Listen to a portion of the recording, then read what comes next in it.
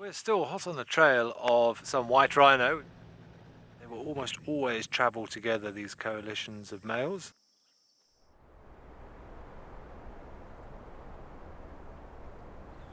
Hello everybody and welcome back to Mabula Private Game Reserve. We have been greeted with a glorious sunrise this morning. The day is dawning once more and we are going to head down to the southeastern part of the reserve. So hopefully look for some white rhino and maybe focus on some of the smaller things, some of the bugs, the beetles, the arthropods that are out and about after the recent rains. I will be your host Ben, and on camera I've got BK. But before we get going, let's just appreciate this spectacular morning.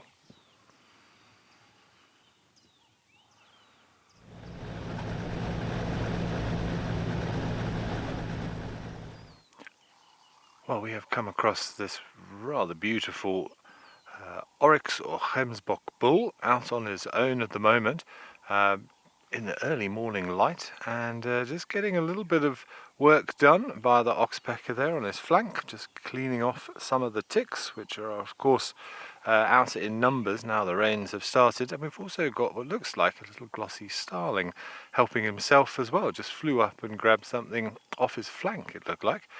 But you do often find starlings following these animals as they're moving through the bushes. They are disturbing little insects, little crickets and moths that were sleeping in the grass, and they're taking the opportunity to feed. He's following him through the bushes. A little mobile buffet to start the day.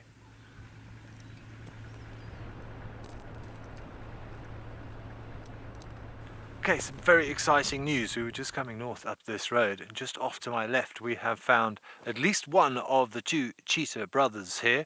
No sign of the second one yet. They're quite far off the road and sitting in the shade. It's warming up nicely now, and we know where they were last night, which was way over in the northwestern corner of the reserve, and we're down in the south now. So they've had a very, very busy evening, racked up some kilometers under those paws. So we're going to try and reposition for you and get a closer look. Okay, we've managed to find the other one just a little bit off to the right. You can see this one is in the sun, and it looks like it's time to do some maintenance on those hard-working paws from last night. But you can just see how that dappled coat gives such good camouflage as the light and the shadow bounces through the leaves of the surrounding trees. But there we go. Hello, beautiful boy. Nice to know that they are still both here. So they will almost always travel together, these coalitions of males, and they will hold a territory. The females always on their own unless accompanied by cubs, and in a more open system the females actually range over much larger areas than the males do.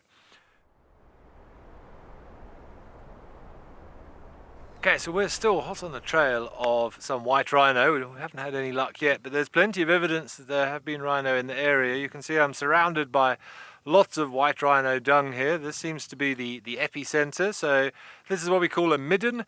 So this will be done from a territorial male who will regularly deposit in the same place, and then he will sort of scrape around with his feet, get some of the scent on his feet and move around.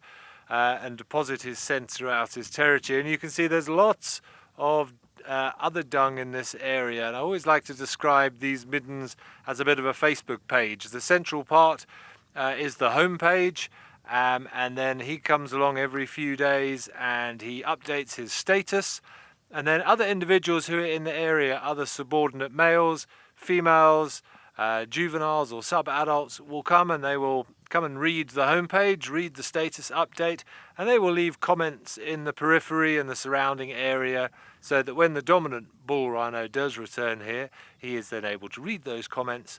And it's a big meeting post to communicate with each other and introduce each other as to who's who in the area, all done through scent.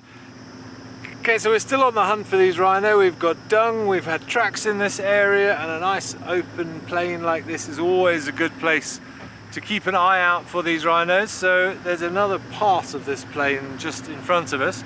So we're going to keep scanning. The nice thing is it's nice and open, and they're big grey blobs. So if there is one here, hopefully we can spot one. But let's cross our fingers. So definitely plenty of evidence that they are around. So this looks like a young male, this calf.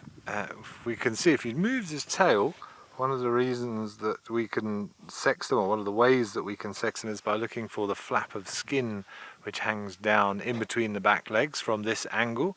So that shows us this is a young boy. So at some point, probably in the next year or so, usually when the next calf arrives, this young male will have to go out on its own. Will often meet up with similarly aged white rhino because they are relatively social. Until he's big enough and strong enough to potentially take over a territory from an existing male, or if he finds an open piece of territory that he can claim for himself. Going to be a little while though. You're not fully grown if you're a rhino until you're probably about 10 years of age. So he's got to wait a little bit of time until he gets any breeding opportunities himself. But very, very special to see. And then he will go on to potentially make some of those middens like the ones we were looking at a little bit earlier. But how beautiful to see this. Okay, so that's it for this morning's drive. Thank you so much for joining us, and what a great drive it's been. So I hope you've enjoyed it. We will be out and about again tomorrow, hopefully looking for some more amazing things. But thank you for joining us, and we will catch up with you again soon.